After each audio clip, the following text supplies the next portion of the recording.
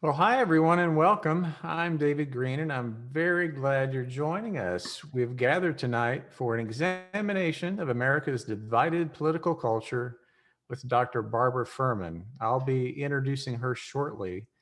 But first, here's how we're going to do things tonight. Dr. Ferman will lead us through a review of social and political themes and major events leading up to the present. She will then respond to our questions. We also have links to a collection of resources online that Dr. Ferman will be referring to during her presentation. Now, some ground rules for tonight. Please keep yourself muted. If you don't mute yourself, we will. If you have a question or comment for Dr. Ferman, please submit that in the chat box, not to Dr. Ferman, but submit it to all. And at the end of her presentation, we'll collect all of those and she'll respond to as many as we can get to. You can find that chat button at the bottom left part of your screen. So that's how we're handling our discussion. So if you have a question, don't speak it, write it. Also, you should know that tonight's discussion is part of a series called Thursdays for Justice, hosted by Salem Church in Doylestown, Pennsylvania. Every third Thursday at 7 p.m. Eastern Time, we're discussing a different topic with a social justice impact. So we really hope you'll visit our website at salemstrong.org to learn more. And after tonight, you can also find a recording of this gathering on our website. Now for our speaker. Barbara Ferman is professor of political science at Temple University. She's the author of 4 books and the founder and director of the University Community Collaborative. Dr. Ferman is a specialist in urban politics, and her publications focus on political leadership, public policy, housing, and community development. So Dr. Ferman, we are honored to have you with us. Thanks so much for being here. And please, take it away. Okay. So first I want to thank Pastor Green and Ellen Green, excuse me, and Michael Flanagan for inviting me. I'd like to thank the rest of you for inviting me onto your computer screens or iPads or whatever other ways we're communicating these days. On January 6th, the day of the insurrection, then President-elect Joseph Biden said, "This isn't who we are. This isn't who we are." I'd like to start my comments tonight by suggesting this is who we are. 74 million Americans voted for Donald Trump in 2020 after witnessing 4 years of lies, illegalities, criminal activities, and destructive behavior. 74 million people apparently wanted to see more of that. After the insurrection, in a poll conducted by an organization called YouGov, it was revealed that 45% of Republicans supported the insurrection. In a poll conducted by Suffolk University, 78% of Republicans did not believe that Joe Biden won the election legitimately. After the insurrection, 147 Republicans voted to overturn the results of the election. After their personal lives were threatened, they voted to overturn the election. In 2017, after the horrific events in Charlottesville when one person was murdered, when President Trump said there were, quote, "very fine people on both sides," 69% of Republicans approved of that statement. This is who we are. Trump did not create these sentiments. What he did was put them on steroids and legitimize them. When Ellen Green reached out to me, I think it was on November 20th, she sent an email and she asked me to talk about the political and social polarization in this country and the historic roots for it. So actually, this particular slide that's up now is what I'm going to talk about. There's 3 major themes that run through American history: white supremacy, limited government, and economic inequality. White supremacy has unleashed a virulent racism in this country. Limited government has morphed into anti-government, and economic inequality is at all-time highs in this country and is at levels that are dangerous for a democratic society. So I'm going to go through these key events. I'm going to take you with me on a journey through American history. I promise to be quick. I'm not going to go over everything. I'm not going to quiz you at the end. but I want to connect the dots to show how these themes run through our history. Pastor Green, in his message on January 10th, talked about origins. Our origins in this country are in original sin. Our original sin is slavery. And we have not dealt with that. We haven't dealt with it in a healthy way, in a just way, in a moral way, or in a productive way. In 1776, Thomas Jefferson wrote, "We hold these truths to be self-evident, that all men are created equal, that they are endowed by their Creator with certain unalienable rights, among them life, liberty, and the pursuit of happiness." Those were radical words in 1776, and they were wonderful words, and they're still wonderful words. But in 1776, when Jefferson was penning these words, he owned upwards of 200 slaves. Oops. How do we reconcile these wonderful, wonderful words with this horrible institution of slavery? How did Jefferson reconcile it? He appealed to science. He asked scientists to show him the differences between Africans and Caucasians. And what they did was build a theory of race. They did all kinds of experiments. They compared skull sizes, and they concluded that the skull of the Negroid was smaller than the skull of the Caucasian. Hence, they were inferior. They were not capable of living on their own. So slavery was actually good for them. That was the justification. Contradiction resolved. By the way, this is the same science that Hitler appealed to when he promulgated a theory of the superiority of the Aryan race in Nazi Germany. In this country, that was the beginning of white supremacy. Clearly, as we know, slavery had its detractors in this country. The country became split. We had the Civil War. I'm not going through the Civil War. We know how it ended. After the Civil War,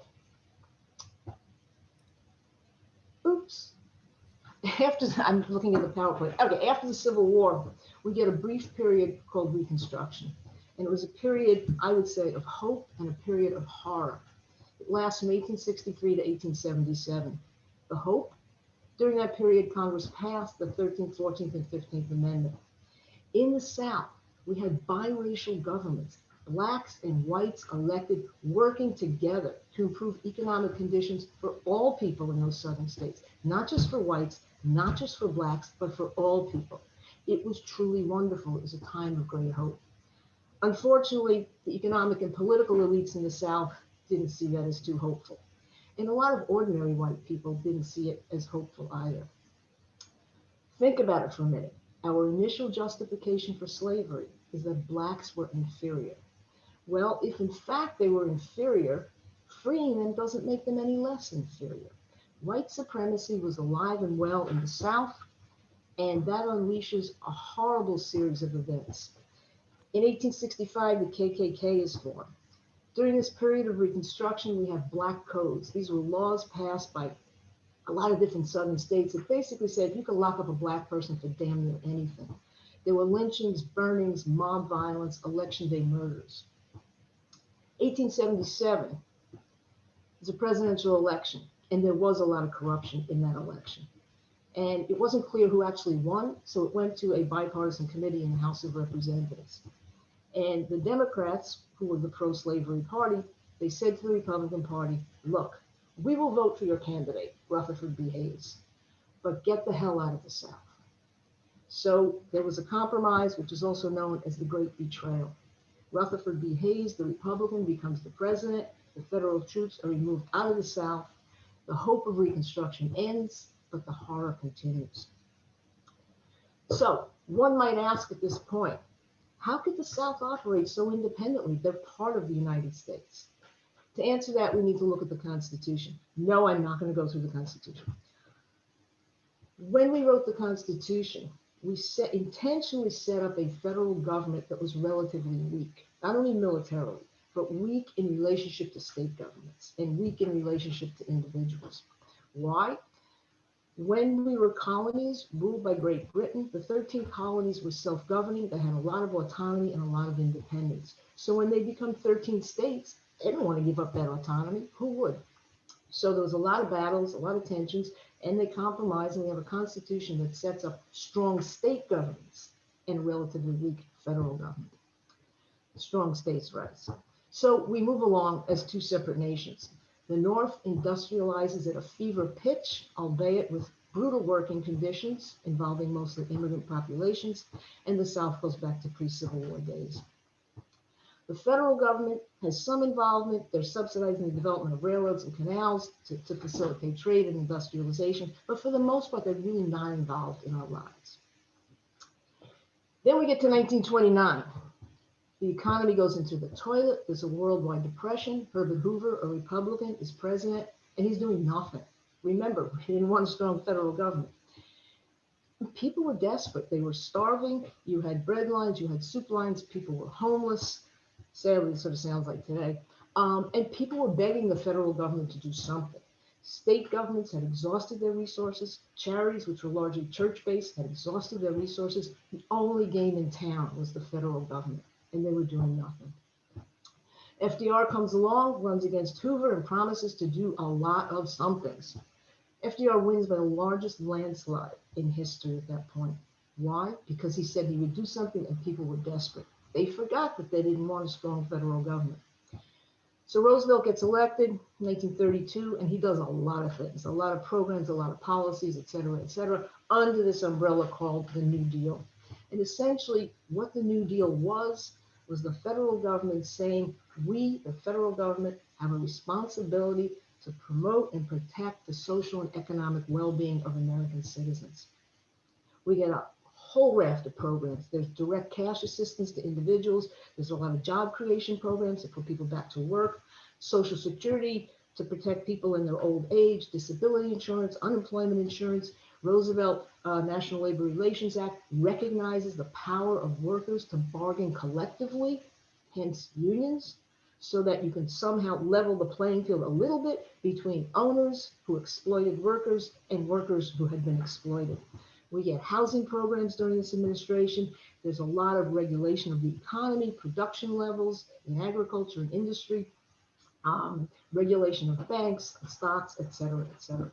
So what Roosevelt did through all these programs and policies was to create a strong social safety net. So when bad things happen, thank you, Charles, when bad things happen, the federal government would help us out.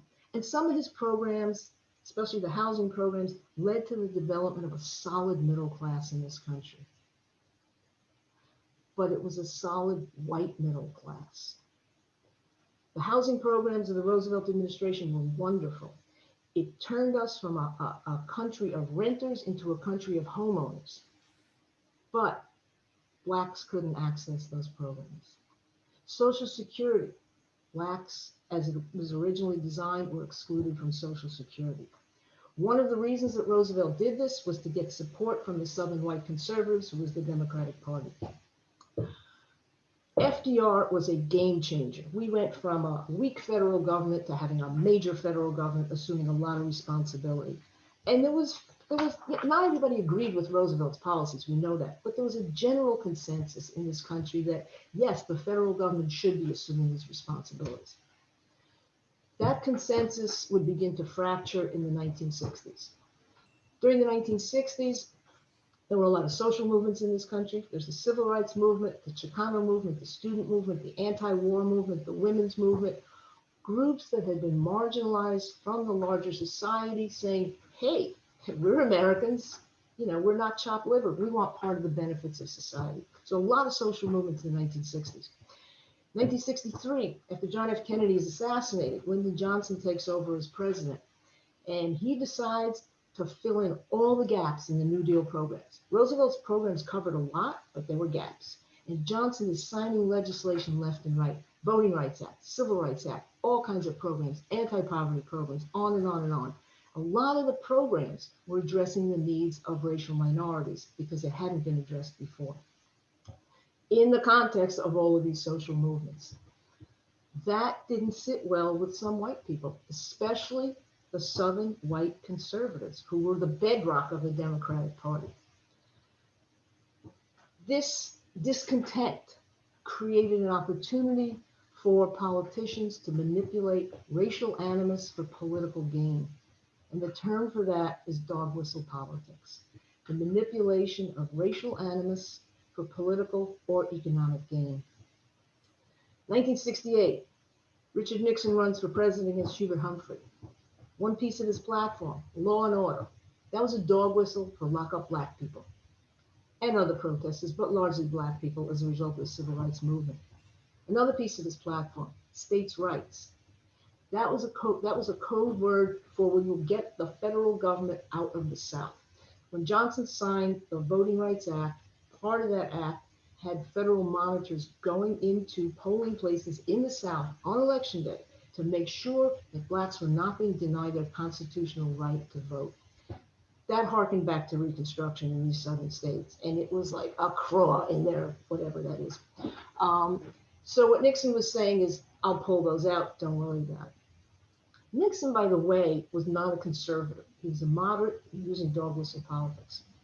1980, Ronald Reagan comes along, and he uses dog whistle politics to usher in the conservative revolution. He is the beginning of the conservative revolution in the Republican Party. Reagan's frame, government is the problem. One of his classic statements was the 9 most frightening words in the English language. I'm from the government and I'm here to help. What Reagan did through a lot of slogans and other things was to make people think that the federal government was only serving blacks, undeserving blacks. And who's paying for that? Us white people, hardworking white people through our taxes. So you put that together, and he's using dog whistle politics to turn white people against people of color and against the government because the two become equated. He talked about welfare queens driving Cadillacs in Chicago, people using food stamps to buy lobster. These are dog whistles that Reagan was using. Then we get the association of blacks with crime. 1988, when George Bush Sr. ran against Michael Dukakis, he pulls out the Willie Horton meme. Dog whistle politics allowed Republicans to mix racist appeals with a call to undo the programs of the New Deal and undo the programs of Johnson's Great Society. And since the 1980s, we have seen a ferocious rollback of economic protections, environmental protections, workplace protections, legal protections. And then dog whistle politics gets extended to include immigrants as well. We all know that they come here to go on welfare, right? We know that immigrants are criminals, right? Mexicans are rapists. So now the dog whistle is complete. Everybody who is not white is not good. Another piece of the picture is the appeal to evangelical Christians using moral issues. Abortion, prayer in schools, gay rights, same-sex marriage. Why did the Republicans do this? They were a numerical minority, meaning that there were far fewer voters registered as Republican than as Democrat. Well, that's not a winning strategy in elections. They need to expand their constituency. And why were there so few Republicans? Because the Republican Party, which was the anti-slavery party, the party of Lincoln, had morphed into the party of big business and the wealthy. And they are in the minority in this country. In order to win elections, you need to build that constituency. So you use race to appeal to whites, then you use morality issues to appeal to other groups of whites. So where has this gotten us? It's gotten us into an economic, social, and political mess, and an environmental crisis that threatens to destroy the planet altogether. Economics. Many folks in this country of all colors are hurting really badly. Favorable tax cuts for the wealthy and for corporations, combined with hostile environment for unions, coming from the folks that they elected. The red states are some of the poorest states in this country. Between 1979 and 2015, incomes for the top 1% grew 5 times as fast as incomes for the bottom 90%. Economic hardship leads to a lot of social ills. Suicides, drug and alcohol addiction, domestic abuse, and on and on and on. West Virginia, Ohio, Kentucky, Tennessee, Michigan. These states have the highest opioid addiction rates. West Virginia, wonderful example. It is one of the whitest states. It's also one of the poorest states. More than 1/3 of the kids in West Virginia get some form of government assistance. Yet they are totally against welfare programs. Why? Because in their minds, Black people get the benefits of welfare programs. 1/3 of the kids in the state, mostly white, are getting these benefits, but they can't see that. West Virginia has the highest opioid death rate in the country and the 8th highest suicide rate. Suicides, 2018. There were 2.5 times as many suicides as homicides in 2018. Between 1999 and 2018, there was a 35% increase in suicides. The preferred method of suicide, 50% of all suicides, firearms.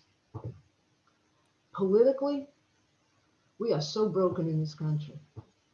Donald Trump, who will go down as the worst and most destructive president in the history of this country, did not create white supremacy. He didn't create anti-immigrant sentiments. He didn't create misogyny. What he did was legitimize all of those things and turn supporters of those things into patriots. And we saw that on January 6th.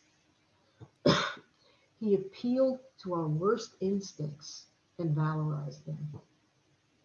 Lindsey Graham, who finally broke with Trump on January 6th after the insurrection, rejected invoking the 25th Amendment. He said, quote, if something else happens, all options will be on the table. Something else? Like what? If Trump drops a bomb on New York City? If he takes an AK-47 and starts shooting people? What else was he waiting for? Lindsey Graham also rejected impeachment. He said it would be divisive. I don't know where this man sees unity. People were bringing nooses, swastikas, Confederate flags, bombs, firearms into the Capitol. If this is what he sees as unity, I want to go to another planet. And then Fox News, they're blaming Antifa for this. These rioters on January 6th, they weren't wearing KKK costumes. They were not disguised. We saw their faces. They were taking selfies. They were proud of this. We know who they are. They were not Antifa. But Fox News keeps telling us this was Antifa. Right-wing social media outlets continue to promote outrageous lies and conspiracies without a shred of evidence, a shred of accountability, or a shred of conscience. Pastor Green talked in one of his messages about new beginnings. The problem is, in this country, we have serious ADD and serious short-term memory loss. After George Floyd was murdered by police in Minneapolis, all of the books on the bestseller list, nonfiction bestseller list, were about race, racial justice, or racial issues. That lasted about 2 to 3 months. I want to acknowledge that I speak to you tonight from a place of privilege. I have secure employment, at least I did as of my last class this afternoon. I could work remotely. I'd rather teach in person, but I could work remotely, and it sure as hell is safer. And I have excellent health insurance through my employer. Pre-pandemic, many people in this country could not say that. Many people in the states that I listed before could not say that. The economy in many of those states have been hollowed out. And the people who live there are angry, they're scared, they're frightened. And they have every right to be. The irony is, they vote for the very people who shredded the social safety net that could have afforded them some protection. The people who cut corporate taxes, which could have gone to fund their schools, to fund jobs, to fund healthcare, to fund unemployment until things get better.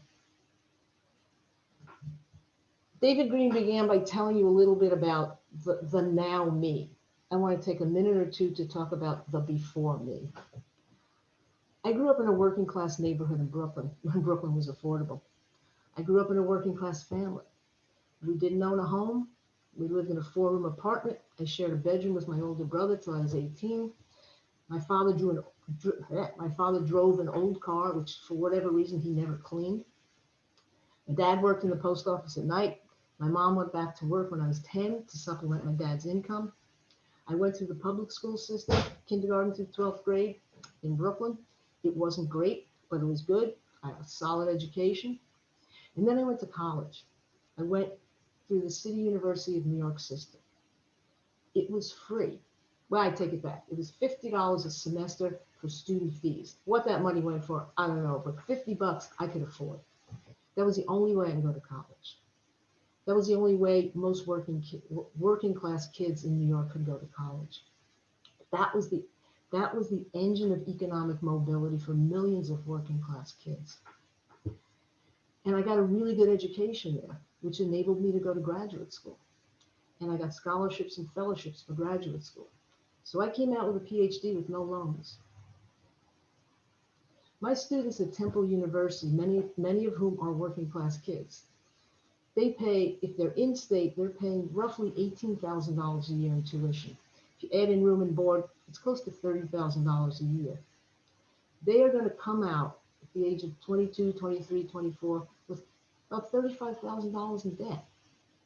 They will be starting their life behind.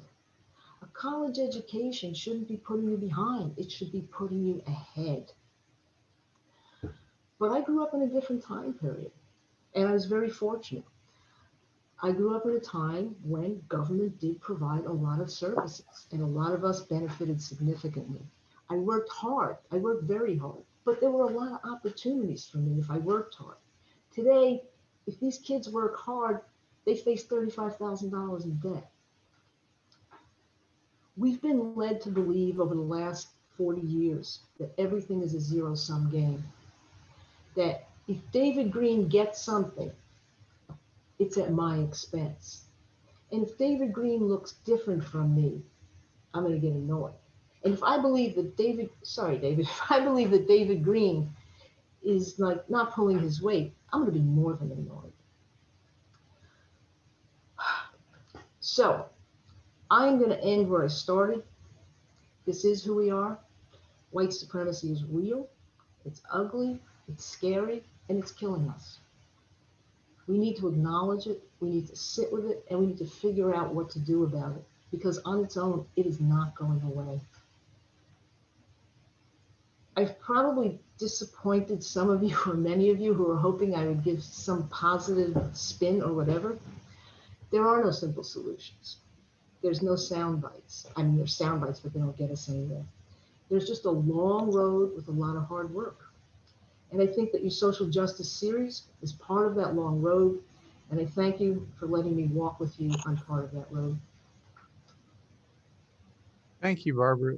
Uh, I have a couple of questions before we get to some of the comments. So I'm going to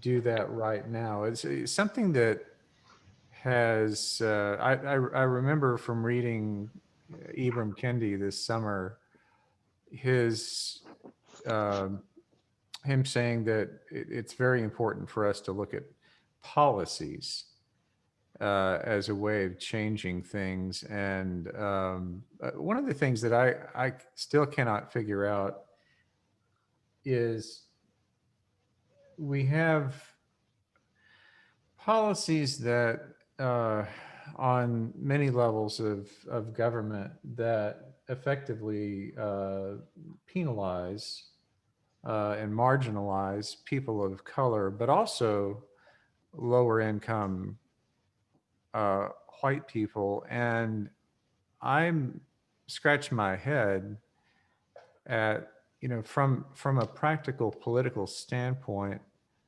what benefit there is in doing that. I'm not sure from a policy standpoint why that kind of thing keeps getting perpetuated. I know that some things can be used to divide people and to, stir up racial animosity, but it just doesn't seem to make sense in such a wealthy country that we continue to do that kind of thing, because both people of color and white people are being negatively impacted. So I don't know if there's anything you could say about that. Why do you think it's politically expedient for politicians to to do that? To promote policies that harm people? Right. That, well, that deny health care, Right. Okay. that that will that create a tax system that is rewarding people who are very, very Right. wealthy and not giving breaks to working people, not reinvesting in areas that would help provide, and by areas I mean geographically and also industrially, with things that would help working people um, reclaim, if they ever had it, Hmm. a foothold into a middle class, which seems to me to be rapidly contracting. Yep. So why do politicians do this? Yeah, Have you looked at I don't get it. how much money is spent in campaigns? We need campaign finance reform in this country. The problem is Congress has to pass campaign finance reform, and you don't bite the hand that feeds you. If I'm a congressperson of either party and I'm getting a lot of money from whomever, I don't want to turn off that spigot. I want the money to keep flowing. So I'm not going to vote for campaign finance reform. So look how much money the Koch brothers put into stuff. I mean, it's sinful. I mean, you could feed a country on what they invest in politicians. So that's why politicians find it expedient. You know, a lot of people, a lot of Republicans in the House and in the Senate probably couldn't stand Trump, but they tolerated him because he was getting tax cuts through. And that keeps the campaign money flowing into them. The amount of money, with Citizens United, it is just, I mean, it was crazy before that, but with Citizens United, the amount of money has just exploded in the ways that they can spend money. So if I'm a politician, David, and you have a lot of money, I want to keep you happy because I want to have your money to keep coming to me. But I can't go and tell the poor people. And by the way, Kentucky, Mitch McConnell is one of the poorest states in the country. But if I'm Mitch McConnell, I can't tell them, well, oh, I'm going to give tax breaks to the wealthy, and I don't give a damn about you. So how do I continue to get their votes? I use moral issues, I use race issues to get their votes. Right. I don't And know. Yeah, go ahead. well, and the way things are gerrymandered in most states, um, it seems to me that, you know, it's already you've won the game uh, based on who who you've rewarded and who you haven't. Um, I don't want my question to dominate. We've got some really good ones But that. I just want to pick up on one thing real quickly because you said about with gerrymandering. Mhm. Pennsylvania, the state of Pennsylvania, which most of us are from, I mean, most of us are in, um, there are more registered Democrats in Pennsylvania than there are registered Republicans. Now we know people who are registered for Democrat might vote for Republican. More people registered as Democrats. The two houses in Harrisburg are dominated by Republicans. How the hell does that happen? It's gerrymandered. So it's not even democratic anymore. That needs to be from. So I'm glad that you brought that up as well. Well, let me look at a couple of these questions. Charles again mentioned. He said, "Thank you for bringing race theory into uh, your analysis." And too many people are unaware of the influence of this stuff. And then later he speaks of poverty. He says, "Poverty is one of the tools to ensure the country has an enemy of the state. Someone is to blame. We label people." Um, so I think you've spoken to this a little bit, but he asked, how much does poverty contribute to the continued support of racism? Um, and that's really one of my questions too, is I think uh, that in particular, and um, these things are conflated.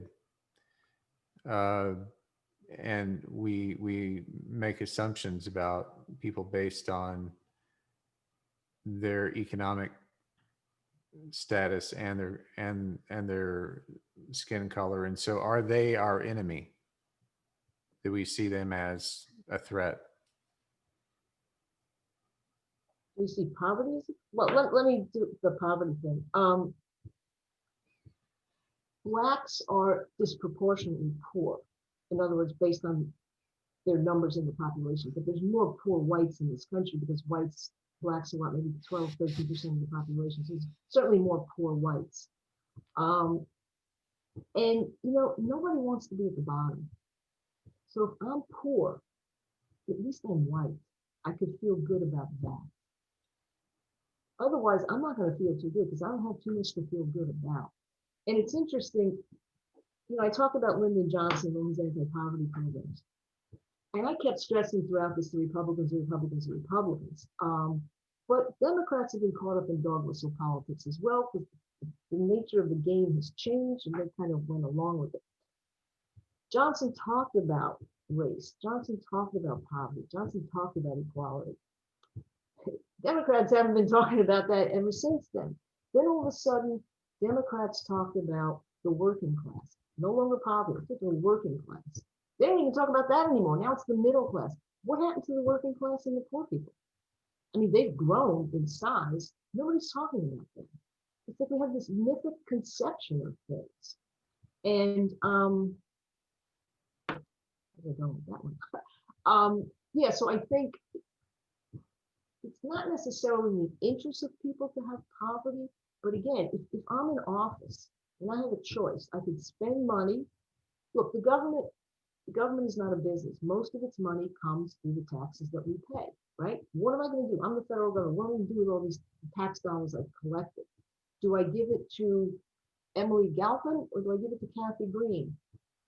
Kathy Green might need it more, but Emily Galpin's going to help me. So I'm going to give the money to Emily. So, and the poor people, they don't have that voice. They don't have that access. And again, so I was trying to say where it's not a meme, it's like a picture of two white guys. One is like a 30-something white guy, and underneath it says, I vote Republican to keep blacks and Mexicans and gays and illegal aliens from ruining my life. And then next to it is a picture of a white gentleman, 50s, 60s, holding a bag of money in a suit. And he says, I vote Republican to keep this moron from realizing I'm the one ruining his life. Yeah. Yeah. I wonder, and I promise some of these specific questions. I wonder why it is. Maybe it's just the nature of politics, but why we are driven as people to need to find enemies. Um, why is it that is it fear, um, fear of economic displacement, that there's limited resources? Um, I mean, this could be a much bigger conversation about the roots of racism in our culture and indentured servanthood and class in American history, but um, it, to it seems to me that one of the appeals of Donald Trump was to say to people, to point out, these are your enemies, this is your problem, and I'm going to fix that for you. Mm-hmm. Uh, whether they may have believed that they had an enemy before. So Um, so yeah, but why do we need enemies? Again, if look, the wealthy in this country are a minority, a numerical minority. Why would the majority put up with that? I tell my students, at Temple, I said, I can unite you by finding the things you have in common. You're all college students, you're all Temple students, you're all suffering through my class. You have that in common. I could bring you together around it, but I could just as easily divide you by looking at differences. I could divide freshmen from sophomores. I could divide political science majors from history majors. I could divide white from black, woman from man, tall from short. It's really easy to do that. Why would I do that? So that I can keep control. Because when you're fighting against each other, I'm safe. Yeah. Yeah. And interestingly, that's one of the bases. You read the Federalist Papers, James Madison, which was brilliant. If you have a lot of factions in society, they're fighting against each other. So nobody's going to like take over the ship. And I could still steer that ship, or whatever you do on the ship. I don't know. So it does serve a purpose. And it's gotten really, really bad since the 1960s. And it's interesting. In 1973 or 72, Lewis Powell, who would become a Supreme Court justice, he was not a Supreme Court justice, he was a corporate attorney at the time. He wrote something called the Powell Memo. He wrote it. And it was a letter to the Chamber of Commerce and to some big businesses like Joseph Coors from Coors Beer and others. And he basically said that they needed to wake up and smell the roses. They needed to get seriously involved in politics because the capitalist system was under attack. And he wasn't concerned about, the protests that I mentioned before. He was saying it's under attack from people in the media, from public intellectuals, from universities, and on and on and on. And Joseph Coors and others, and then the Koch brothers invested a lot of money. And one of the things that came out of that a bit later was Fox News. Business had lobbied government before labor lobbies government. Everybody, you lobby government for your interests. That's the way our government works. As long as it doesn't get crazy, it's fine. But, you had the National Association of Manufacturers lobbying on behalf of manufacturing. You didn't have an individual corporation lobbying on behalf of itself. What this memo did, not the memo, but the activities that it set in motion, all of a sudden, several big businesses, major businesses, like the Koch brothers, et cetera, got together and started actually recruiting candidates for office. They set up ALEC, the American Legislative Exchange Commission, which is basically a bunch of business people writing legislation, not the congressman, they're writing the legislation. So if I'm in Congress, they say, here, Barbara, this is the legislation we want on X. It's just a lot of money being infused. And all of a sudden, we see a wholesale change beginning with Reagan and Supreme Court justice, a wholesale shift on a conservative way, but it's a fake conservatism. It's a conservatism that is saying, we're not going to have the government supply programs or social safety nets for people. We're going to have the government serve corporate America. And it's been serving it quite well. And it's not just Republicans, it's been Democrats too. Chuck Schumer, my home state, in fact, when I lived in Brooklyn, he was my congressman. Personally, I never liked the guy. He's totally funded by Wall Street. He's not going to bite the hand that feeds him. Do I think Democrats are a whole lot better than Republicans? Yes. But Democratic Party has its problems as well. So, and I said what we've seen since the 1980s is just this total unraveling of the social safety net. And, if I don't have my health insurance anymore, and I don't have this and I don't have that, I'm going to get really angry. But if you can persuade me that it's Kim's fault, I'm going after Kim. I'm not going after the people whose fault it really is. I keep voting them into office because they're saying they're going to get rid of Kim. So it's the whole political manipulation. Do you think, and this is one of the questions, that how effective it is to personally write your congressperson or senator with your concerns? I think it's important. Is it going to save the day? No. Why do I think it's important?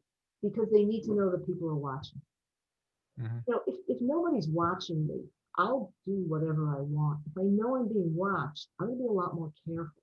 One person writing a letter, unless that person has a lot of money, one person writing a letter, it's not going to make a difference. A lot of people, it's going to make a difference. And that's the thing. I asked I had 2 classes today, and I asked my students if they watched the inauguration. And like most of them didn't. And I'm like, geez, you're going to have all this student debt. This is a direct result of public policy. You need to pay attention.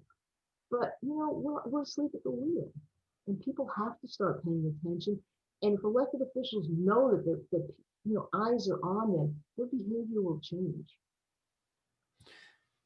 Okay, we have a question, and I think this could be something that might take a while to unwrap, um, about the um, growth of news media and social media that's propagating uh, what we might call fake news. Of course, it's fake news depending on what your perspective is. Um, I just today, uh, or may have been yesterday, I had read that Sean Hannity on Fox News was already beginning to criticize Joe Biden for his lack of action on uh, doing something for COVID. Uh, and that Fox had basically fired a great many number of their news division and bolstered their opinion side. So Fox has a news division and an opinion side. So how can we? It seems sort of like pushing the ocean back with a broom. With that's where so many of our friends and neighbors and crazy uncles at Thanksgiving are getting their news. Mhm. Um, what can we do about that, or if anything? I ask myself that all the time. Yeah, I mean, so truth in advertising. I hate social media. Okay, and not just for the fake news. I just think it's damaging across the board. But I'm not going to go into that. I think we're one of the few countries that doesn't require media literacy in not in college, but in K through 12. We need to be media literate. We need to be able to and there's fake news on the left too. We need to be able to distinguish between what is legitimate and what's not legitimate. And I'm not talking about different perspectives. If New York Times, Washington Post has a liberal perspective, Wall Street Journal has a conservative perspective. Nothing wrong with that. We should have more than one perspective, but it's not fake news. The fake news, I mean, people need to be educated and to pay attention. There's a woman, wonderful woman. Her name is Nancy Kleinberg. She's in her early 70s, and she started one of the indivisible groups. And she said, I'm not telling tales because she says it publicly, that before 2016, she thought everything was fine. She didn't know anything about politics, didn't care. She thought everything was fine. And then 2016 happened. This woman now knows more about politics than any political science professor. I mean, she realized how damaging it was. And not only did she educate herself, but she started working to get people elected in Delaware County, which had been solidly Republican, which is crazy.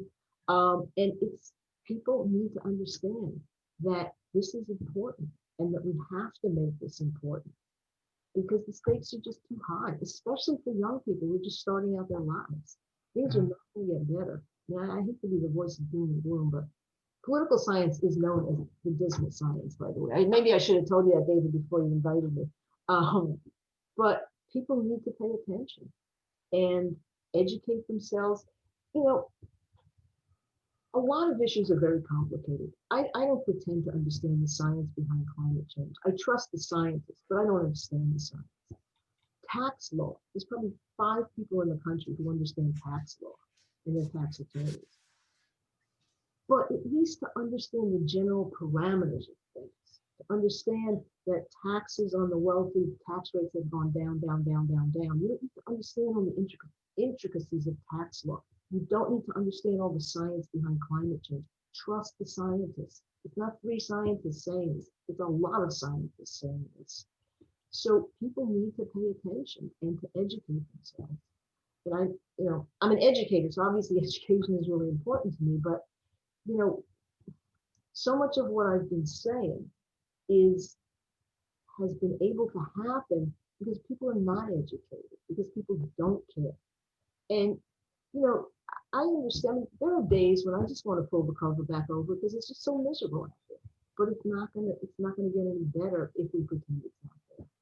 Don't you think that though, if we go back 4 years to the election of Trump, Mm-hmm, I remember, I participated in a women's march locally, mm-hmm, and these were folks, including myself, who the general consensus was, wow, we can't believe this happened. And as you mentioned, a number of those folks got involved in local politics. Yep. Some even ran for office. Not all of them won, but there was a groundswell of, hey, we need to learn what's going on so this kind of thing doesn't happen again.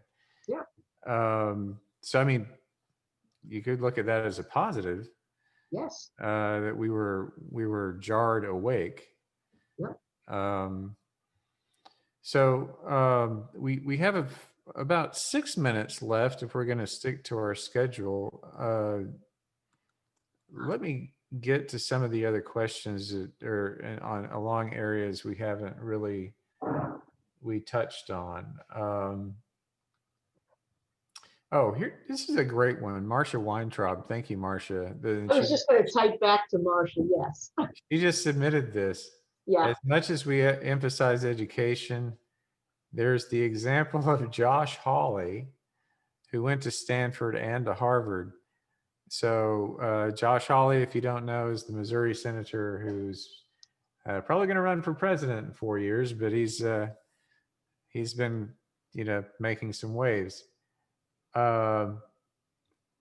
Is it pure political expediency on his part? I mean, does a guy like that actually have a?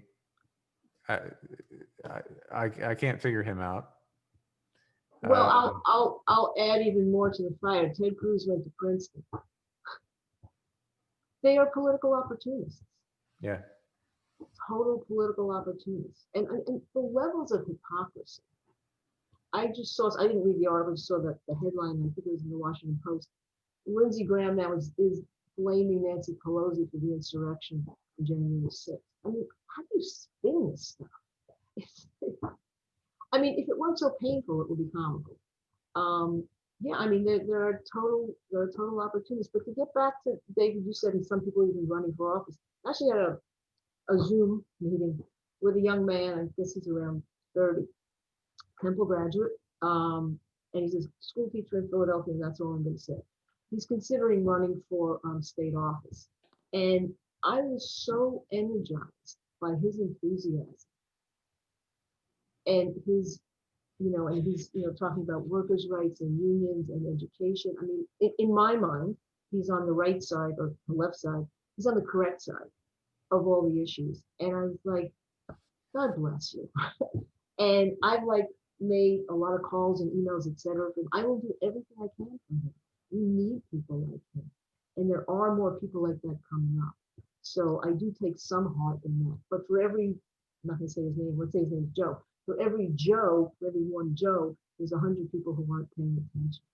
And yeah, I mean, I think, again, I think the social justice series, I think is good. I think, more things like that. And I am not, David, I shared this with you in a conversation. I do not participate in any organized religion.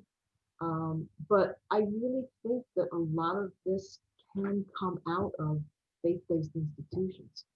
And one of the books that I put up there is by Reverend Barber, the Third Reconstruction. He's a minister, I guess, in North Carolina, and he's an amazing, amazing, amazing person. And I encourage everybody to read his book. And I think, and he's Black. He started Moral Mondays in North Carolina, and he's pulled together whites and Blacks, and through the social justice components of Christianity. And I think that is a good place to start. So again, it's not easy. It's not easy at all. Yeah, and I think that really encapsulates. We have a couple of minutes left. I that so many of us do feel when we see the Capitol being stormed, not only a great sense of grief and dismay of that, but a sense of, these are our fellow citizens, our neighbors, our family members, co-workers. what in the world can I do as an individual to be able to interact with someone who is behaving like they just landed from a different philosophical planet? Hmm. Um, and as organizations, as churches or civic groups, uh, beyond programs like this, which I agree that I think we need to be having these conversations, but I really still am searching for how in the world I can, because I'm a big believer in, you know, where the rubber hits the road, it's one-on-one interaction with folks. Hmm. And I'm still seeking how to do that in a way that I feel is making some kind of a dent. Hmm. And and the people I speak with, my own church members and others, are asking the same question. This is distressing. Now what? What do we do with this? It's not easy. And I don't have an answer for that because I don't think I have it in me to talk to those people. But one of the things I was very heartened by were all of the white allies supporting the Black Lives Matter protests. And I think that needs to happen more. James Baldwin said that was it Sunday is like the most segregated, or 9 o'clock Sunday was the most segregated hour in this country. You have black churches, you have your white churches. Maybe they start working together. One of the reasons, I go back to Reconstruction for a second when I said you had biracial governments, blacks and whites working together.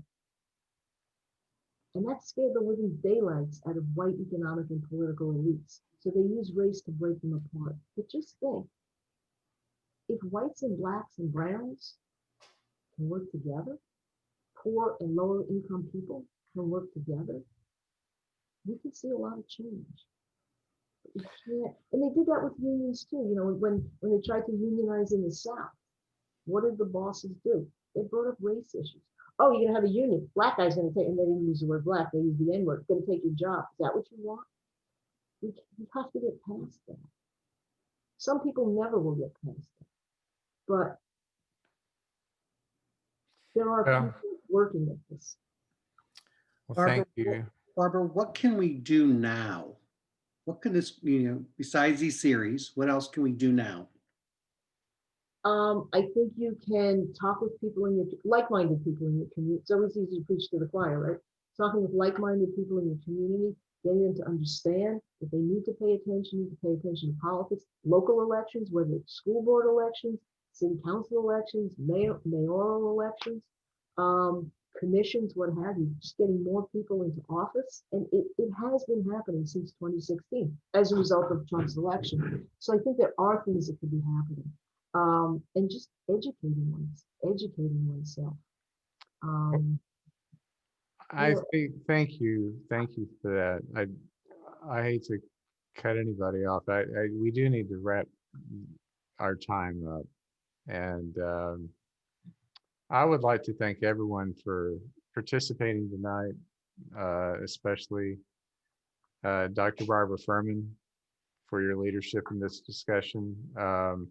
I want to remind you all that the recording of this will be on Salem's website and also the reading list. If you'd like to learn more about the University Community Collaborative that Barbara directs or make a donation to that work, please visit their website at uccollab.org.